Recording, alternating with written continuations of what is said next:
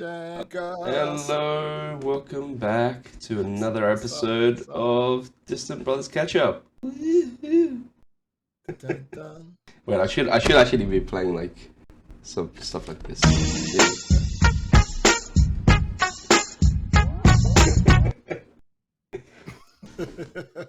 So we've taken a quite of an extended break, and mostly my fault because my life is a wreck at the moment. So we've decided that we'll try and do it as often as possible, but whenever we can. Well, hence catch up. So whenever we can catch up, we catch up. Yeah. So today's going to be a really just things that's been happening for the past 2-3 weeks that we haven't been on, and we just catch up on what we've been missing out on. Do you want to start first, Toby, or should I go? You actually wanted to. I think we should get right into it. And you had talked about there was some more flooding in Vietnam. Yeah. Last I'd heard there was some serious flooding a few months ago, I think, and it was really catastrophic. But I don't know enough of the topography, despite visiting, to understand the source, why it happens, if it's periodic. So I think if you can start us give a little bit of education on Okay. the history of flooding and how this particular last episode was either similar to the ones in the past or if it was significantly different. Oh no, this will be different. Well, we're trying to make it entertaining, right? So let me just. I meant the flooding. To all the Vietnamese people out there, we take this seriously. Our hearts go out to you, and we're in full solidarity with the situation. So let me share my screen to the best of my ability. So I'm trying to. Oh, there we go. That works. Can you see my screen? Yes, I can. Great. It says you've gone incognito. Yes. Probably should hide my bookmarks as well, but we're Oh, like no, trying to figure out all that is. So Dangus and debt. No. So the flooding in Vietnam, which is not only Vietnam, it's part of the is it Southeast Asia? Yes. So it's called I think it's the Yagi storm. So the storms are named, are they? Yeah, Typhoon Yagi. There we go. Okay, so it's typhoon season in the region. So this is something that came about out of typhoon season, correct? Yes. So just a little backstory. So this is something I've learned from my actually before we go into it. Let me just hide that a little bit and talk about us. Nobody cares about us, dang. At least not in America. It's all about them. So just to back a little bit, there's a little bit of a story which I've heard from my dad, and whether or not this is true or not, right? But apparently every 60 years, I don't know why, but there's like what's that word? Auspicious? Auspicious, is that right? Yes. There's apparently an auspicious date every 60 years. And it happened apparently in 19 whatever. There was a big storm also, flooding. And then 60 years after that, there was another storm and flooding in Vietnam. Okay. And then apparently this is now 60 years from that. And apparently it's a thing that happens every 60 years. Now, whether or not that is true, someone's going to have to tell us. But that's sort of like the historical understanding that I've got from my dad. But the Typhoon Yagi was a typhoon that started in Southeast Asia. The Southeast Asia Pacific Ocean, or whatever you want to call that. Yes. Again, I'm not very good at geography, so bear with me. Let me now. Oh, wow. Death toll rises to 233. Yeah. That is serious. So, where it started,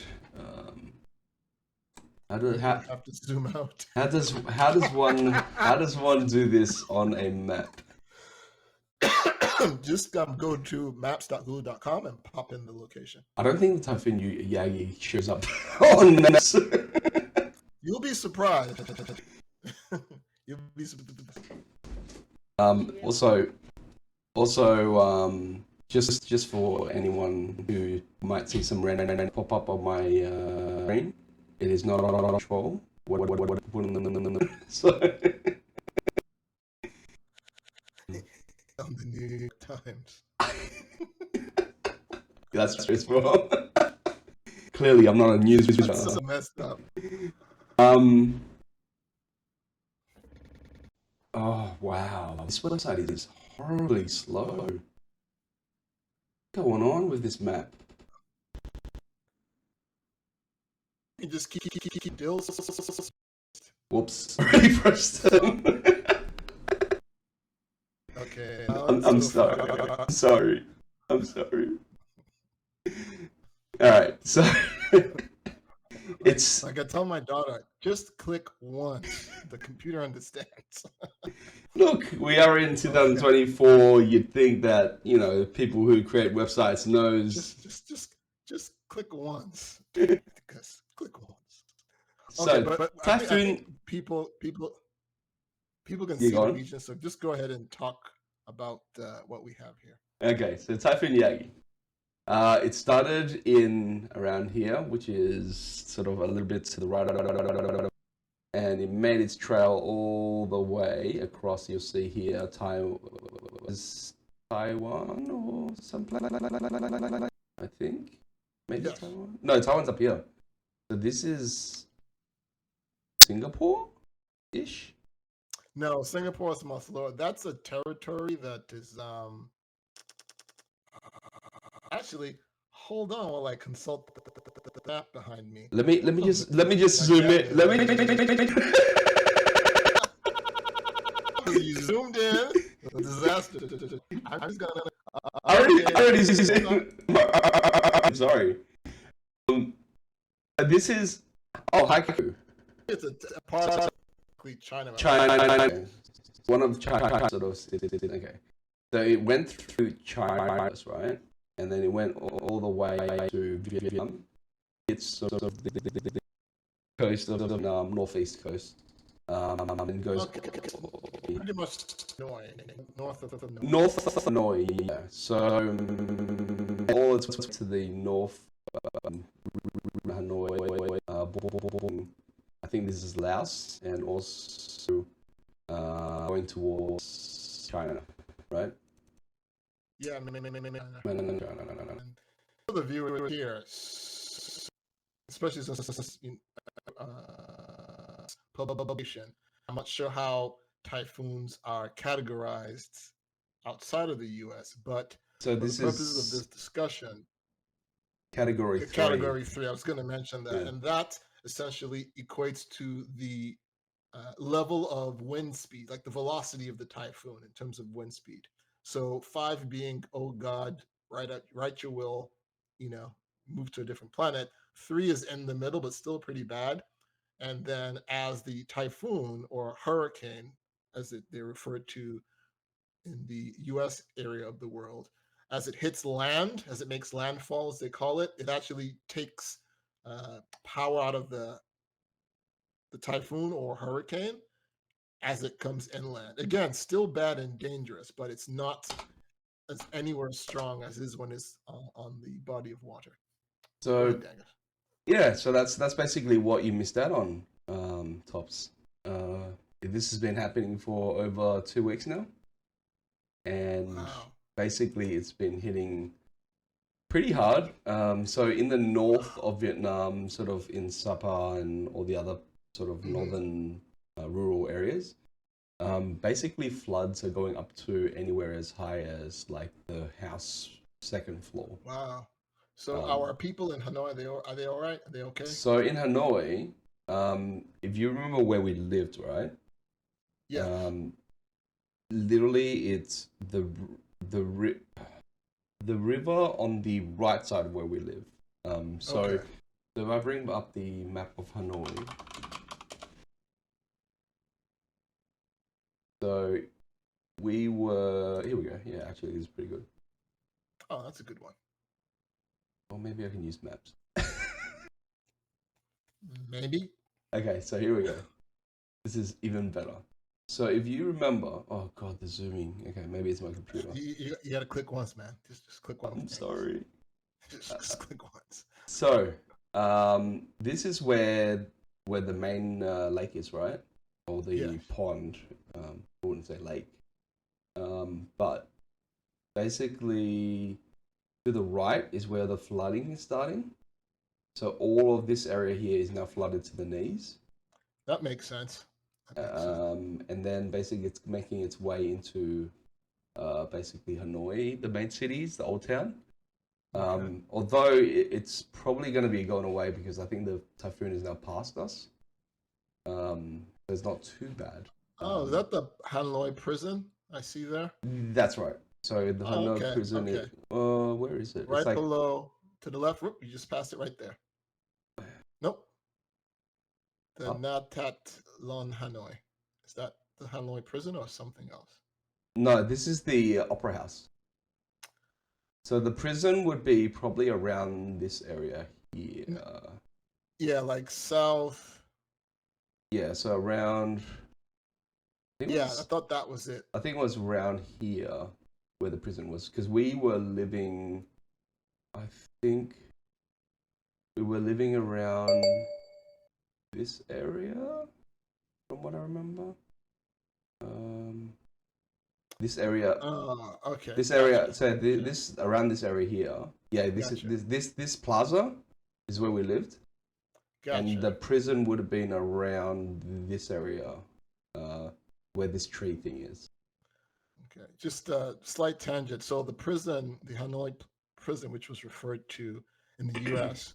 as the Hanoi Hilton, is where former Senator John C. McCain was kept during the Vietnam War, and so that's one of the places Dangus was kind enough to uh, take me to visit while we were there.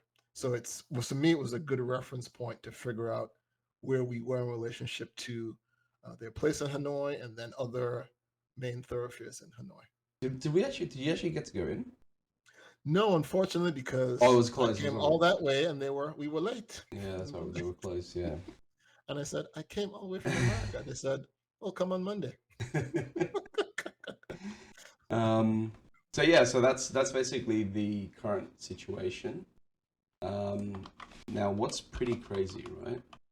Um, so one thing that I do like about Vietnam, I guess, is that although it's busy, everyone's minding their own business and all that stuff, right? But then when it comes to floods and stuff like that, like I find people like they're very good at how to say it, like banding together to help each other out, that kind of Yes, I was stuff. going to ask about that. It's actually perfect timing. So, can you describe some of the things that, because I have absolutely no context. I mean, I'm sure the Vietnamese people do band together and support each other, and I got a very warm reception. But if you can give us a context of the types of ways the communities pull together in times like this. Yeah. So Storm Bridge. So if you actually go online, right, what you see, what you can see is people sort of helping each other out, crossing the bridge or like helping each other out with like moving things together, all that stuff. Oh, Um, okay. Let me just try and find one as an example.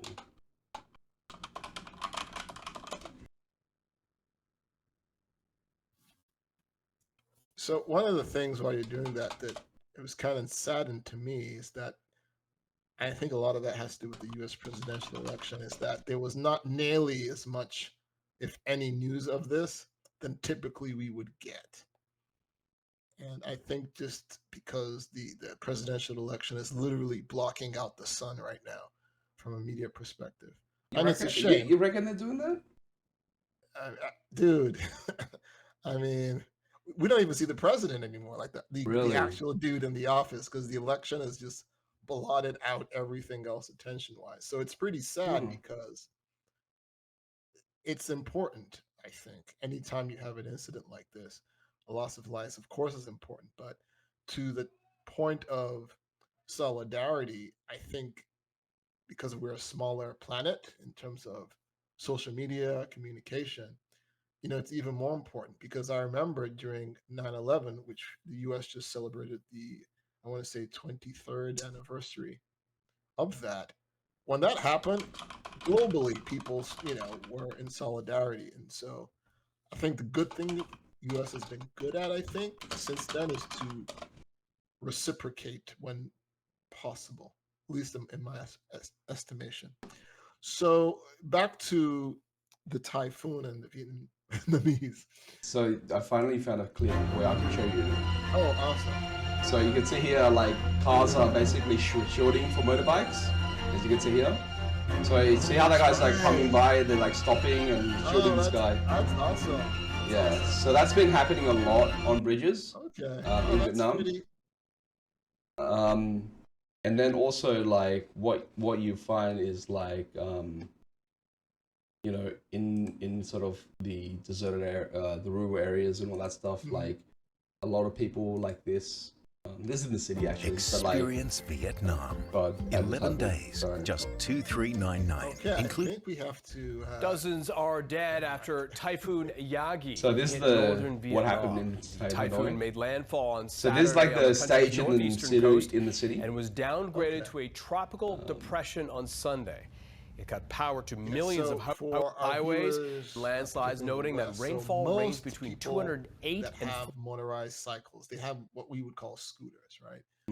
Do they have motorcycles? Of course, but those bigger motorcycles are more cost prohibitive, and also given the super density of cities like Hanoi and Ho Chi Minh City, it's just more practical to have a scooter. So why is that important? So the average motorcycle CC size in places like Southeast Asia and Sub-Saharan Africa, I think I actually looked this up. It's like 200 to 250 cubic centimeters. I think right? common ones are like 150 cc's. Yeah. So to Dangus's point, why is that important? Is that a scooter that has 155 cc's is pretty much two people can lift it easily. So not to talk about typhoon level winds. And as a motorcycle rider myself, I can tell you, in a typhoon like that, even on my 550-pound, I think that's what, 900 kg or something, you are going to get blown around like a rag doll. So I can't even imagine, a lot of the Grab delivery people, citizens traveling, and a lot of people, travel on scooter, like a significant amount. So that was a nice example to see of how, again, the community pulls together and tries to support each other. So that's awesome. Yeah, there's actually a lot of videos online showing, trucks and vans and cars. They just basically all band together to form a line to shield for motorbikes. It's pretty nice to see.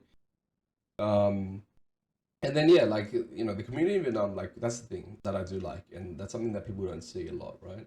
Is when things like this happen, like, the community does band together. Like, even if you remember COVID, Vietnam was doing very well at the start, and that's only because they do have that sort of camaraderie, community kind of essence, and they do pretty well helping each other out. Although when things are normal, that's a different story. As I learned riding a scooter with Dangus in Ho Chi Minh City. But yeah, so because of this, a lot of houses being destroyed. Some people, work their lifetime to sort of build up these things. In terms of insurance, I don't know if that's going to be covered. Like, look, countries like Vietnam, insurance, they tend to try and rip you off, right? So actually talk about that a bit, because I know, for example, in Nigeria, it's always existed, but for a very small subset of the population, and that's only now changing. How is that in Vietnam in terms of, I'm sure at some level the federal government will assist at a certain level, But for the mass variety of the populace, like what kind of insurance could they hope for? Or is it just, okay, if you happen to be upper middle class and you have the wherewithal to even have insurance, like what would you say that looks like in Vietnam today? I mean, I don't know the full details or what would be, I guess, what is factual. But my from hearing stories, right, and this is just an example. Anecdotally is fine. Yeah. So one story I heard was like, some guy had car insurance, and then basically had this storm, pulled things and hit his car, damaged it, and apparently tried to claim for insurance on his car, and they basically, took forever. They basically dragged on the claim.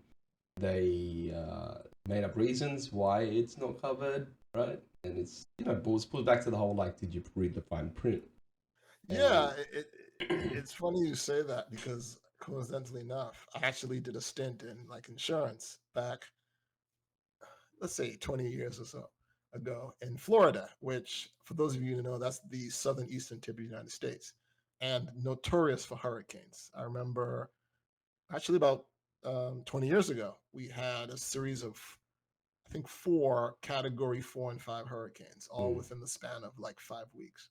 And similar to what you're saying, I literally had to tell people on the phone, I'm sorry your boat went through your house, but your house is covered for the damage of the flood. Your boat isn't, unless you got particular coverage for that. And it's devastating to even be the person to actually have to have that conversation. But it's not uncommon that, to Dangus's point, people haven't read the fine print. Yeah, so that's an example of, I guess, where things might not go the way that people want for insurance. And like government levels, they do help, rebuild and stuff like that, but at a very bare minimum level. So I don't think, like, if you're going for Italian porcelain tiles kind of stuff, then they're not going to give you Italian porcelain tiles to replace Recycled plastic. Yeah. But like, it's still interesting to see, like, the government does, provide a little bit of attention, although sometimes in the wrong areas. So, one of the things that's happened was that the government in Vietnam released some funds to help the people who were devastated by the storm. And the funny thing is, they were offering, supplies, foods, and all that stuff to people in the city of Hanoi. Now, people in Vietnam, they're like confused, because they're like, well, why are you doing that in Hanoi when there's people in the mountains and rural areas who actually I was need going to it ask more? about that. I was going to ask about Because that. in Hanoi, it's only still knees deep, right? It's not like, they're devastated or whatever.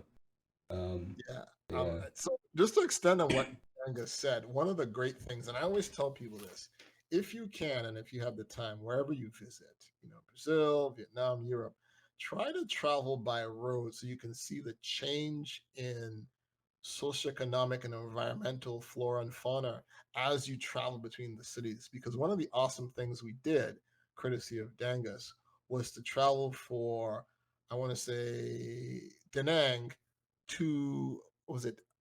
What? Hoi An, right? Well, okay. You're talking the motorbike trip? Yes, we did that. Yeah, when we drove. We went from Hue to Da Nang by car. Yes, thank you. And you got to see a little bit of a rural area there. Exactly. And it's a lot of it, once we got out of the city limits, was, rice paddies, rice fields, tons of them, right? Farm country. Little houses next to them. I know those people were done. They're done. Yeah. I mean, and I can say that because you can pretty much see water from the road, like without typhoon season, because obviously the rice paddies, that's a cheap way to irrigate, really, to be as close to waterways as possible. So to Dangus's point, I know those people got hit, right? And a lot of them, correct me if I'm wrong, Dangus, are subsistence farmers. Like, that's the livelihood. There's not, it's not a side hustle, right? That's their main. Well, they would have lost their livestock as well, right? Yeah. So the cows, the sheep, the ducks, all would have been swept away. Yeah. So out of this as well, there was actually a old bridge that actually collapsed. Wow, you too. We had a bridge that collapsed. Wow, okay. Well, a ship hit ours, but that's another story. So it's apparently one of the busy bridges in Vietnam. Oh, okay. Let me just see where that actually is. It's an old bridge. So it's the bridge that connects the city to the rural areas. Okay. Not sure if I can bring it up. Let me see.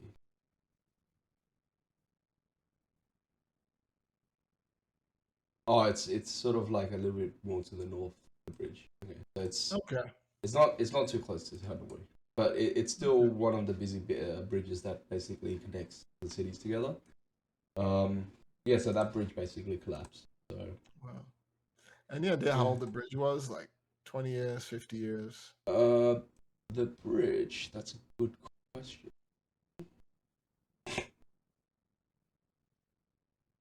How old is the bridge? Yeah, the only reason I asked is that that's something we ran into recently in the state of Maryland. There was an old bridge that a ship ran into, and one of the things they try to deduce when these things happen is it just, oh, was the bridge just old and just needed to be replaced and never did or repaired, or was there a structural fault in the bridge that regardless of how old it was, anything that it should have been able to withstand would have knocked it over? So it's a 30-year-old bridge. Okay. Okay. It's still fairly new. Yeah, that's I would say that's relatively newish. So that's what's been happening. Some other funny news around it. So I don't know if you're aware, but like Vietnam has a bad tendency of doing charity work and offering money to assist these things, because this basically the celebrities take these moments to sort of try and band together people to say, hey, I want to support this cause and like photo opportunity. Put all this money. No, they're like, give me all these donations and I'll go to those areas and help out. That's even worse. So previously, what happened, and this is why it's been such a big problem, is because these stars sort of took the money from their fans and basically pocketed it. To Cabo. So they probably donated or help with 20% of the funds, and the rest of the 80 was basically in their pocket. Now, not saying that everyone's like that. It was a big thing where these guys. But I was gonna say it's a thing that celebrities. Wow. So a lot of those celebrities got really, told by basically the social media and all that stuff. And so now this time around, interestingly, the government stood out and asked for donations to help out, right? Mm-hmm. And so they actually released the statement of all the incoming donations and outputted with the amount, the transaction, right? And who it came from. Oh, wow. So the funny thing about that is the celebrities that went online were like, oh, we've donated like this much, X amount. And then 30,000 dong. So that's the thing. So they said, we donated like, 20 million, 30 million, whatever, right? Which is equivalent of like 2,000-3,000. Yeah. But when the people actually like went into the documents from the government, they checked on that because the people the celebrities stupid. They took photos with the reference ID, right? They take that reference ID, they match it to the government, and they're like, you didn't send 20 million, you sent like 200,000. Right? 20,000 dong, yeah. Which is not a lot. Yeah, not a lot. It's like not a lot. $10-$12. Yeah. Right? And so these celebrities are now under the firing because they're like, claiming they sent all this money, but then people check and they're like, no, you didn't. That's such a grift and an interesting, and this is why I like this conversation, because in the U.S., celebrities have their issue, but it's actually opposite. They actually try to outdo each other. Yep. Like, I gave $1 million. But in fairness, I mean, I don't know how tax laws work in Vietnam, but in the United States, you can deduct that stuff. Yeah, that's right. to incentivize people to do so. But I think it's interesting in Vietnam that celebrities basically they're their own GoFundMe. Anyway, great stuff. Great stuff. And one last funny thing about this. Although the situation is not funny in any way, but there was a guy, a celebrity again, singer, right? He basically posted up, sort of like trying to banter with another singer, and I think like they have this thing that's been going on for social media where they banter against each other online, all that stuff, right? And so just a little bit of context: one of the singer created a song called The Golden Apple, right? Okay. And so this other singer, as a banter, created a song professionally made called The Chinese Apple. Okay. And the original guy was really pissed off, blah, blah, all that stuff. Anyway, so with the flooding came, the guy who created the song with the golden apple said to the other guy, be like, you know, oh, with all this thing going on, you know, we should go and do our thing. I will put out the money and we'll create, you know, I'll create a live show, but you have to sing it, right? And then the other guy was like, yeah, you send the money first and I'm all in. So he didn't expect the other guy to actually do it, but then the guy's manager actually sent the money and said, the money's sent now, you have to do it. Oh, wow. I don't know if it was the manager or was the government, I can't remember. It was one of those. And so now both of them have to actually do a live show to do this. Oh, that's awesome. So are they going to do it? Apparently it's going to happen. So let us know. That can be a good follow-up podcast. Because I love stuff like that. That's awesome. That's awesome. Yeah, so that was one of the funnier things that's recently happened out of this storm. So that's the catch-up of Storm Yagi. Or Typhoon Yagi. Yeah, so one more thing, I'm sorry to interrupt, Dangus. One more thing, for those who may want to legit either find out more about the relief effort in Vietnam for the typhoon, is there something like the Red Cross in the U.S. that is recognized? Honestly, I wouldn't be advising anyone on any particular charity because. Are you serious? No, just because I don't know the charity well enough, and they could be using the money in other ways, right? Fair enough. So the reason I brought that up is that we have the Red Cross in the United States, they have the Red Crescent in the Middle East, and those are examples of what's the word I'm looking for? Charities, vetted, renowned, recognized organizations for such things. So I think in Vietnam, the UNICEF body is actually part of them. Okay. But I don't know what activity they're doing for the typhoon now. Okay. Yeah, but in any case, obviously, God bless the internet. People can look it up. But actually, there is actually. Oh, okay. Check this out. I did not know this. This is so I have to like share screen to you, and then I have to then go and select the other window. That's okay. You're Dangus. So share that screen and show this. Oh, awesome! So this is basically the UNICEF emergency appeal. Oh, perfect. So you could probably, I guess, contact them and donate to them, I guess. Okay, yeah. So I can, if you can send that to me. Awesome. A little bit of bank account details, all that stuff. Oh, perfect. So if you can send that to me, I will actually vet by doing a small test donation, and I'll let you know how it goes. Oh, UNICEF is it's I guess, what do you call it? Global. Oh yeah, I know of UNICEF, and most folks here in the U.S. would know as well. But I'm gonna put my money where my bum tat tit nuong is, okay, and get that, help my people, because they're my people. You see how they treated me when I was there, and I think I figured that out, dang. Okay, it's called the magic of money. No. See, because a lot of white folks in Vietnam got more money than me. You met some of them, okay? But I was like a rock star. So I had forgotten that. Have you heard of Anthony Bourdain? like the chef. Yeah. So he actually did one of his episodes was in Vietnam. Mm. That restaurant we went to Mm-hmm. with President Obama was there with him as well. Mm. So I think, again, I'm just shooting in the dark here, that, there was a lot of visibility during that time, right? Mm. And so they probably thought, man, that's probably Obama's cousin, in Vietnam, Well, when they saw yours truly. So what's interesting is I feel like Anthony Bourdain really done a great favor for Vietnam.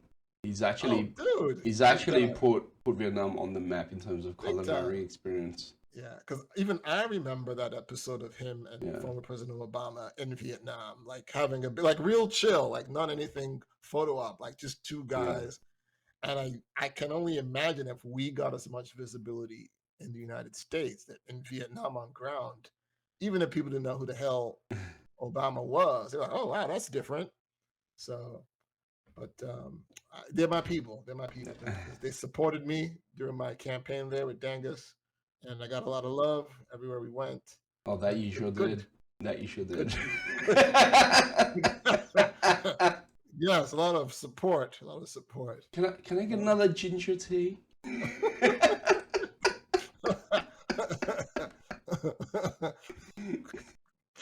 Moving along. Okay, speaking of food, you had sent me something. I think you went to a restaurant or something, and they charge you like $1 million for like something to fit in a teacup. So my love for lobster roll since I've been introduced to in America. Boston rocks.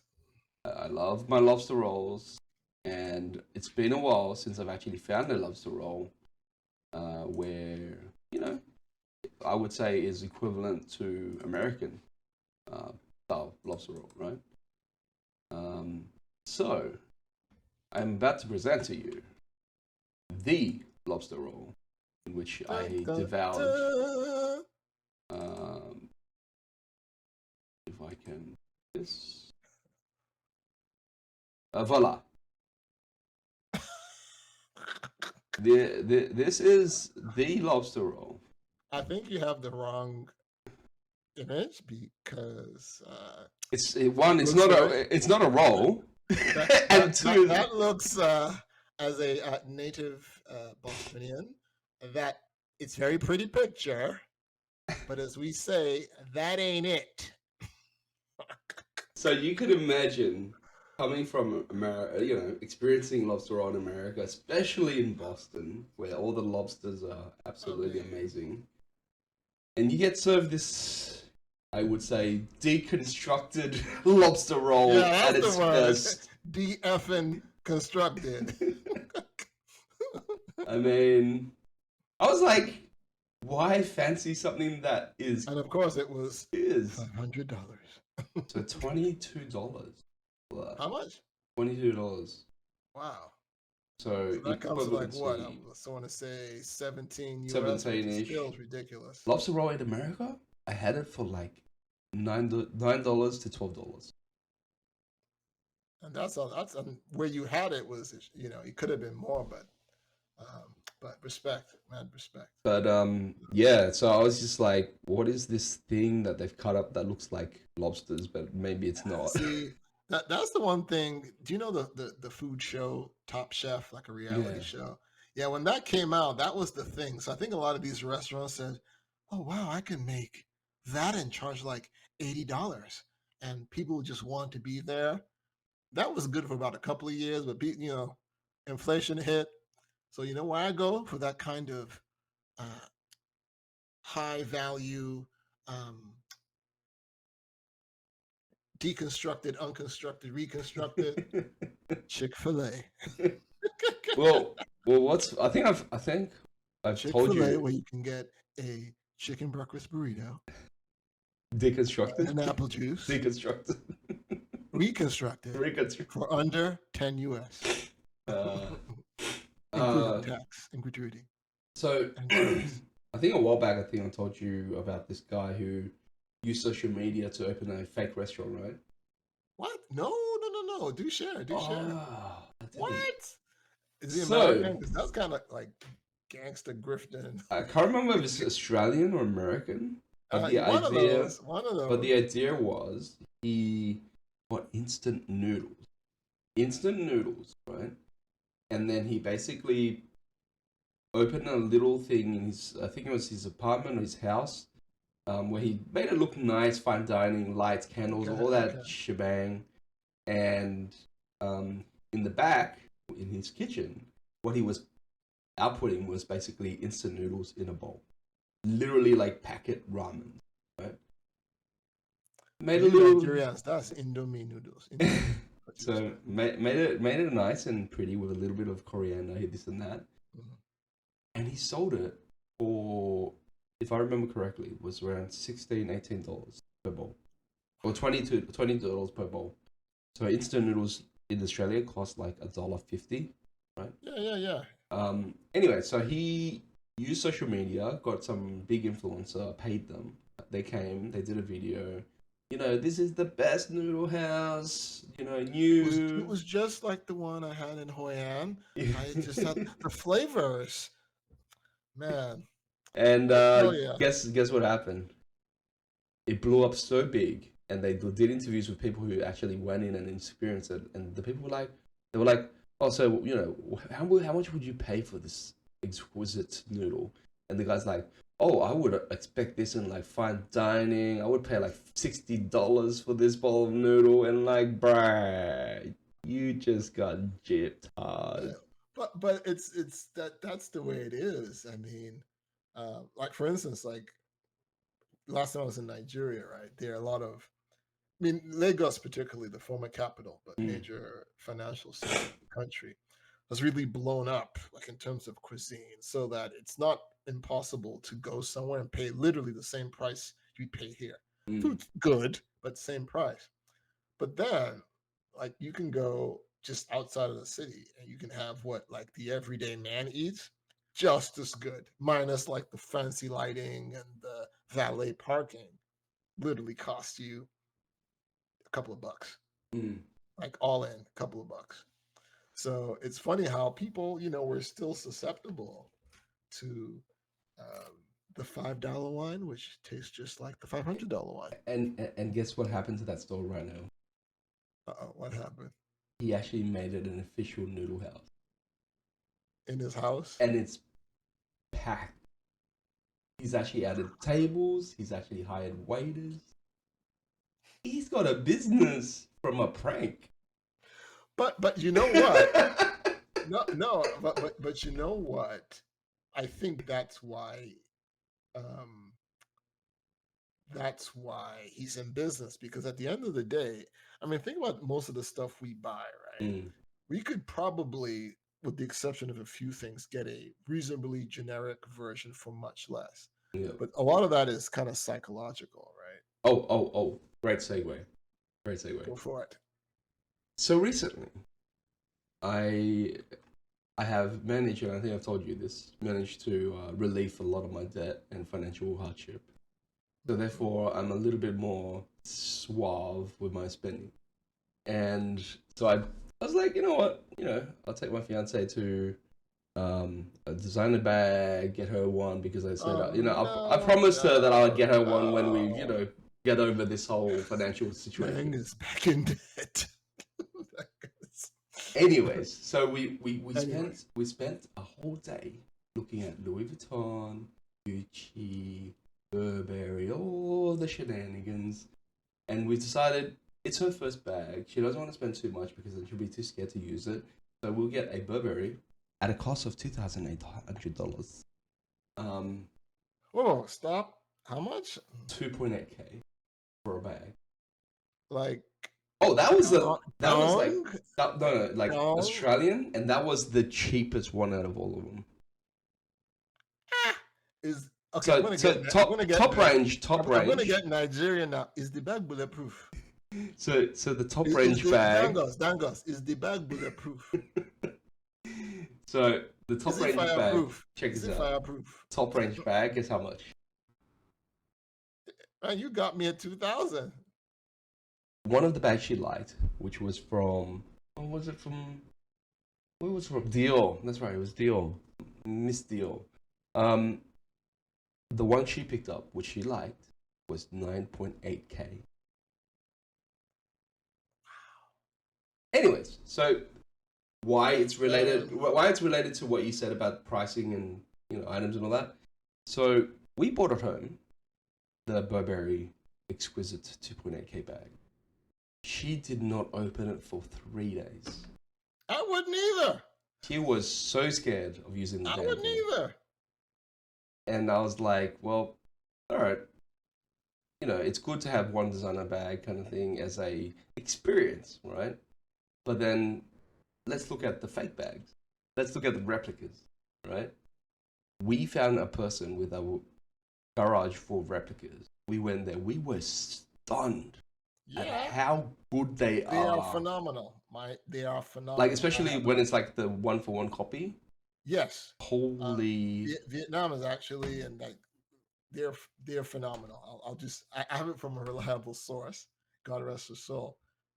She was in the trade, and she knew a lot of she literally showed, because I didn't believe it at first. I'm like, look, it can't be that good. This is going to be little tell. She goes, no, not anymore. And she showed me a bag, and I inspected it, and I was just like, wow. Yeah, so long story short, we ended up returning the Burberry bag. Thank you, Jesus. Thank you, Jesus. Praise the Lord. The Spirit of the Lord has descended upon Dangus.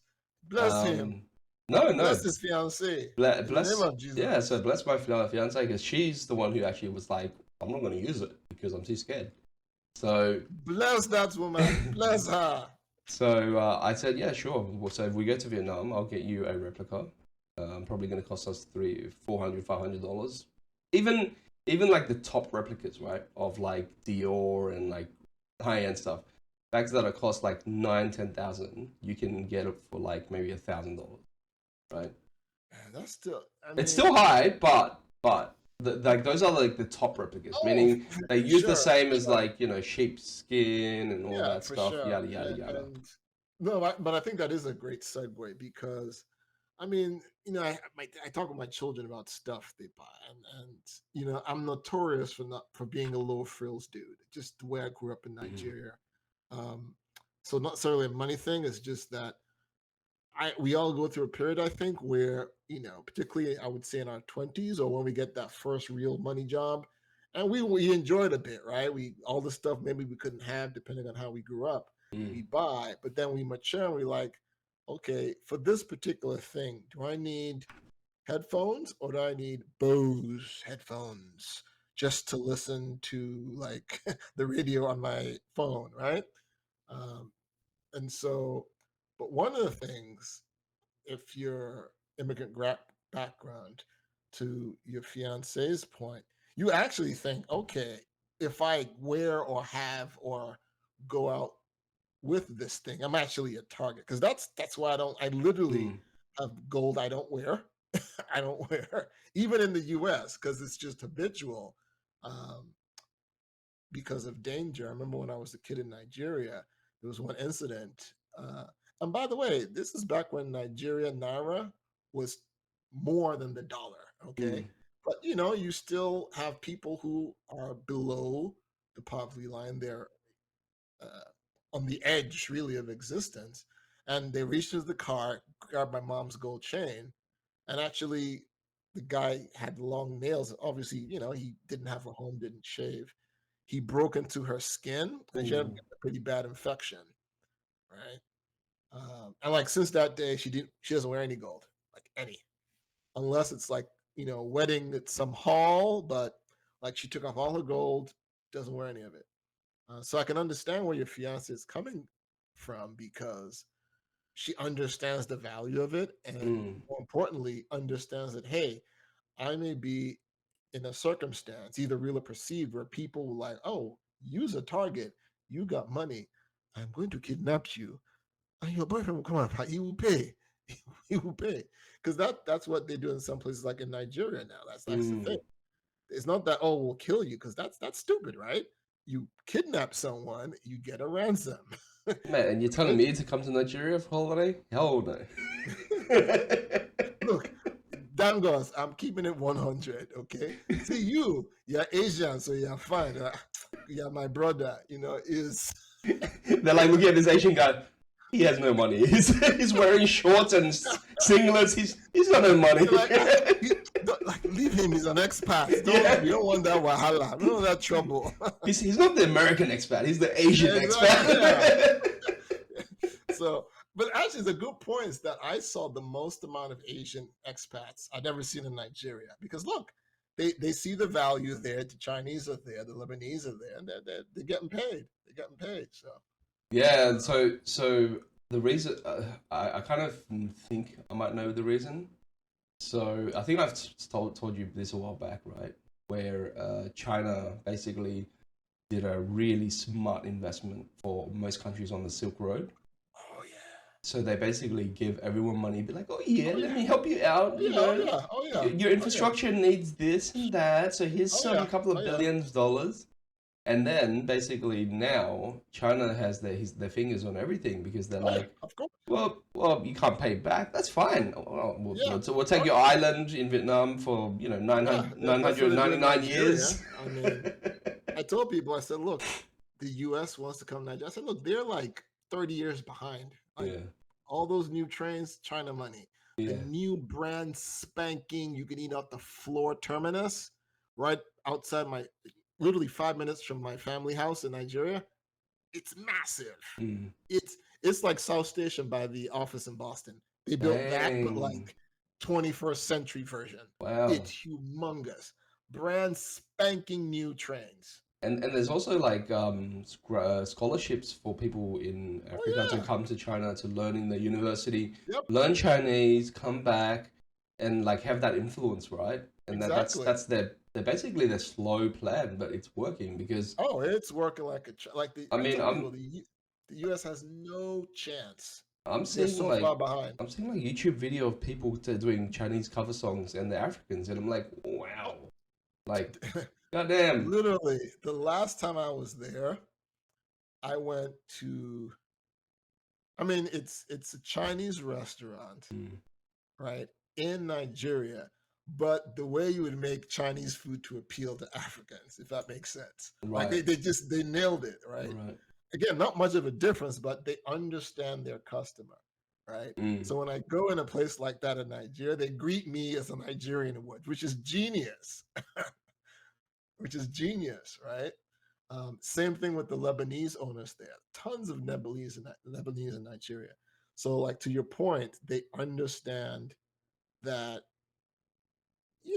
you just don't say, hey, we're some Western power because we're awesome.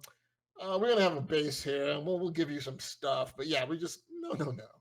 You say, take it. Don't worry about it. Don't worry about it. Well, the Chinese are smart. They integrate into the life. They integrate into the culture, right? Right. And this is how they do it because, now Vietnam, one of the islands has been loaned to China. And I know that in Australia, one of the docks is also Chinese owned. And they've got their hands and fingers on South Africa, Middle East, all that stuff. They're building, they're building their line for the import-export. Of course. And it's going to the flip side now in that, unfortunately, what's happening with some businesses, not all, is that they're now doing things like, we are a company operating in Nigeria, but Nigerians aren't allowed to come in, right? And it's basically in violation of the law. So they're actually running afoul, and so that's kind of the other side of the coin that even the Chinese government obviously wants to manage because obviously if it gets too bad, then it's everybody out. Yeah. So, but to the point. So, what I was thinking is that we take a Chinese course, right? Mandarin, I used to learn Chinese. Oh, that's right. Yeah. That's right. I still know a little bit. Ni hao. Not too much. Oh, I knew Cantonese, not Mandarin. Oh, you? Yeah. Oh, I heard that's even more difficult. I don't know. Mandarin. I don't remember. So. I mean, I wouldn't know, but. But yeah, so that's so just wrap it up a little bit. So yeah, bag wise, definitely, if you don't have money, get a replica. There's nothing wrong with it. Also, on the other side is if you see those influencers with like Louis Vuitton bags or that, how do you know they're real? And if you really do not have money, your Uncle Tops is talking to you. Respect yourself. Respect yourself and just watch it on YouTube. Respect yourself. Don't go and sell your mother's couch to buy a bag. Well, that's the thing. So if you have money, like my friend, right? I have a friend. He buys like LV bags, all that stuff, right? Dior bags. But one, she's loaded. That's one thing. But at the same time, she knows which bag to invest in that goes up in value. So for her, that's actually an investment. Right. So exactly. No. Just to echo your point, that's what the quizzes I told you about. That's what she did. Like she's like, I don't need it. I don't need these bags. I don't want them. She says, look, I get a couple of imitations for myself, and the rest I sell. And that's what she did. She had like a Michael Kors and. Yeah, so my friend, she does like Christian Dior. She buys it at like when it's new product. She buys it for four to $5,000, and then once they finish selling that and they don't manufacture it anymore, the price of that usually goes up. Exactly. Yeah. And that's how she basically has 4 or 5 bags sitting there now valued at like $9-10 grand. And for you Americans, that's where we got the phrase "getting the bag" from. Right. So yeah, and then also wrapping back on the guy with the restaurant. So apparently he's doing pretty well. Noodles all the way. Awesome. But yeah, that's definitely an interesting idea. Maybe we should start a little pop-up store. I'm the guy I'm the right guy. I'm the right guy. Now the last thing I want to talk about. Just one last. We even have time because we have 5 minutes. We have 5 minutes to hit the hour. Okay. So look up the Dubai pistachio chocolate bar. Now I want both of us to actually try and make it. Dubai pistachio chocolate bar. Yes. Okay. It's a trend at the moment where people are imitating the Dubai famous chocolate bars. And if you haven't heard of it, Tops, go look it up. It's basically chocolate bar with a lot of filling. That did not sound right, but I'll look it up. But the pistachio one is one. So I basically that's actually a nice combination. Sounds like it'd be a nice combo. Yeah. Okay. So I've got like some Lindt chocolate bars waiting to be melted. So the idea is you get chocolate. You get some dark chocolate. You get some milk chocolate. The milk chocolate you add a little bit of color, a little bit of pistachio. Okay, I can't do milk chocolate. I have a dairy thing, so dark chocolate. But carry on. And basically you add pistachio. There's this I don't know if it's a plant or whatever it is, but kanafe. I don't know how you say it, but it's like these sugary string things, right? And what you do is you roast the pistachio. You take out all the shells and the wrapping and everything, and then you blend that with a little bit of oil to make a little or butter to make a little bit of pistachio mix smoothie kind of thing. And then you add that into that kanafe thing, right? And you mix that really well and cook it. And then what happens is you get the chocolate, you put on the base, and then you wait for that to basically freeze. And then you put the topping in the middle, right? Gotcha. Which is the pistachio and kanafe. And then you layer another layer of chocolate on top. And it becomes like a bar with fillings, right? Yeah. It sounds, it doesn't sound as good as I'm saying it, but look at the videos. You will. Oh, no, it sounds like it would be tasty. And I had a good experience when I visited Saudi Arabia with just their different ways of. They've got cardamom and anything, but and dates, so I can imagine. Awesome. So maybe that should be our assignment for until we meet next time. And then send me a link. All right. And we'll see. All right. Well, that wraps up everything, and thank you for listening and spending some time with us as we catch up. Yes, and good to talk to you, Dangus. It's been a while. For our 10 subscribers, thank you so much. like, subscribe. And Tobey will fix his camera next time. There's nothing wrong with my camera. There's nothing wrong with my camera. There's nothing wrong with my camera. All I see is like half of your face. Well, it's fine on my end. No. So you have to remember, when I do this video edit thing, it's zoomed in. So you're saying I got a big head? That's what you're saying? Oh, we fighting. We ain't brothers no more. We ain't brothers. That's why we're distant brothers. Cow. So yeah, we should talk about that. But I know what you're talking about actually.